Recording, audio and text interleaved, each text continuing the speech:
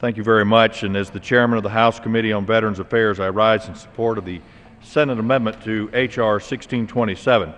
This is a comprehensive, bipartisan, bicameral legislative package to provide for the needs of veterans, their families, and survivors through improved health care, housing, education, and memorial services.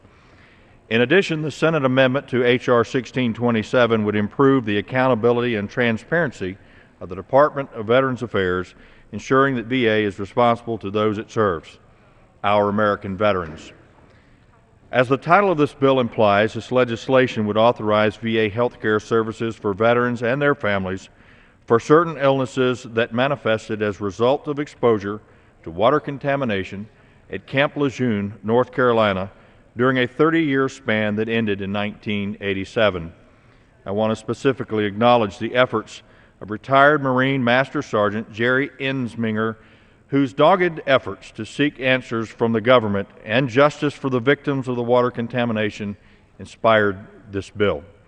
In honor of Jerry's daughter, Janie, who died of leukemia at the age of 9 after time spent at Camp Lejeune when the water was contaminated, Title I of this bill bears her name. Finally, I thank Representative Brad Miller and Senator Richard Burr, the original sponsors of the Camp Lejeune legislation in the House and the Senate, for their leadership. And although this legislation represents a hard-fought victory, we must not forget those who are no longer with us to see it become a law. I think when Senator Burr said this, he said it best. Unfortunately, many who are exposed have died as a result and are not here to receive the care this bill can provide. While I wish we could have accomplished this years ago, we now have the opportunity to do the right thing for thousands who were harmed during their service to our country." End quote. And I couldn't agree more.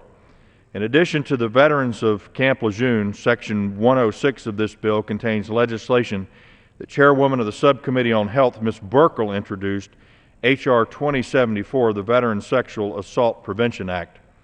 The section and her bill, which passed the House last year, would address the serious failure of the Department of Veterans Affairs to prevent and report sexual assault incidents and corresponding flaws in the security of their facilities. It creates a fundamentally safer environment for our veterans and VA employees by requiring an accountable and comprehensive oversight system. I want to express my personal appreciation to Ms. Buerkle for her advocacy on behalf of women and all of our veterans.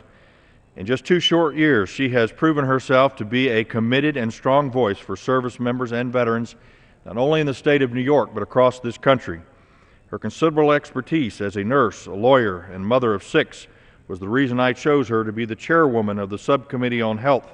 And I can tell you that in the role that she has played, she has never wavered from doing what is right for all of our veterans.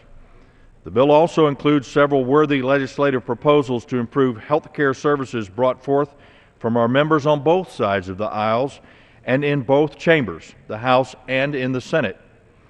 This bill also addresses several other areas where we will be able to expand and improve health care for veterans.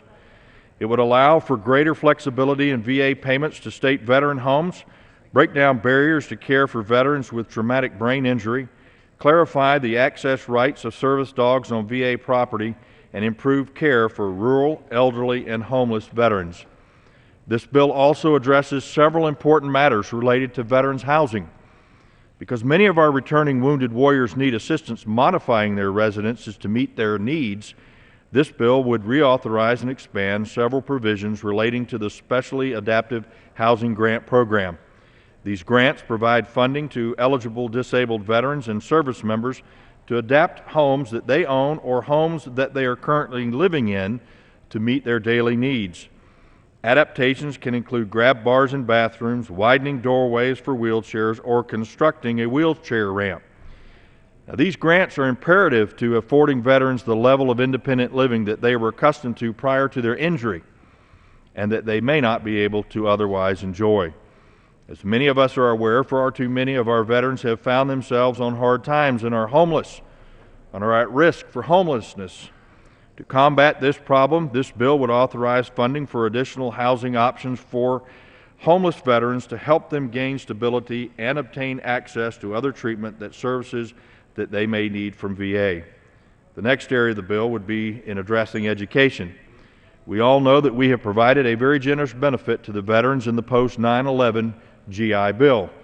The problem is that we have never really tracked the performance of the bill or if the benefits are effective in training veterans to be leaders of tomorrow. Therefore, this legislation would increase our oversight of post-9/11 educational benefits by requiring annual reports to Congress on the effectiveness of these benefits and how they're being utilized. And I want to thank my friend and Congressman Gus Bilirakis for introducing this provision in H.R. 2274 and for his leadership on improving transparency for the post-9/11 GI Bill. Another critical area addressed by this legislation is that of veteran benefits. Over the last 3 years, we've seen the disability claims backlog grow exponentially, with more than 900,000 claims now awaiting decisions. 50% of those have been pending for a period of 125 days or more. Despite repeated promises from VA to break the backlog, it continues to grow. Therefore, the provision of this bill that addresses benefit matters will assist in processing claims more efficiently. First, it would allow veterans to automatically waive regional office review of evidence submitted directly to the Board of Veterans' Appeals for claims in appellate status. Second, it would allow veterans in need of assistance with claims to have a signatory on their behalf assist them with the claims process. And third, it would modernize VA statutory duty to assist by authorizing electronic communications, potentially saving weeks in a claims processing times. Fourth, to alleviate the burdens of redundant paperwork, veterans would now be able to file jointly for Social Security and indemnity compensation. And finally, to promote accountability of individual claims processors, VA would be required to present a plan in 6 months on how it will take corrective action when their employees need training to do their jobs well. I want to thank my friend Mr. Runyon from New Jersey, the chairman of the Subcommittee on Disability Assistance and Memorial Affairs, for his dedication to our nation's veterans and his focus on advancing legislation such as H.R. 2349 that will achieve measurable results in alleviating the backlog of claims. And now, many of these provisions that I have discussed thus far have focused on our efforts to honor our commitment to the brave men and women who serve our nation, including those transitioning from the recent conflicts in Iraq and Afghanistan. We must also continue our commitment to our fallen heroes. Accordingly, this bill also sets out specific criteria that prohibits disruptions and protests of funerals of members of the armed forces at VA national cemeteries and at Arlington National Cemetery, including the imposition of criminal and civil liability for violations of these restrictions. In addition, given the sacred nature of Arlington National Cemetery, a name synonymous with honoring American freedom, this legislation would codify a prohibition on the reservation of grave sites at Arlington National Cemetery with very limited exceptions. I worked closely with Mr. Runyon on this prohibition to ensure that many future generations of American heroes will be buried and honored at Arlington National Cemetery. And I want to thank him again for his leadership on this issue and for originally introducing H.R. 1484. Similarly, I introduced the original measure on H.R. 1627, which would place restrictions on the type and placement of monuments at Arlington National Cemetery due to the fact that the cemetery itself is a monument. Arlington National Cemetery is a unique national treasure. It is for this reason that this legislation is necessary to ensure that the integrity of the cemetery is preserved, both in its utilization of land with the placement of monuments and with its allocation of grave sites.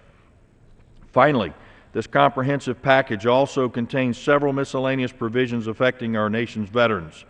And although these areas may not receive as much attention, such as health care or benefits, they are no less important to improving the lives of the veterans of this country.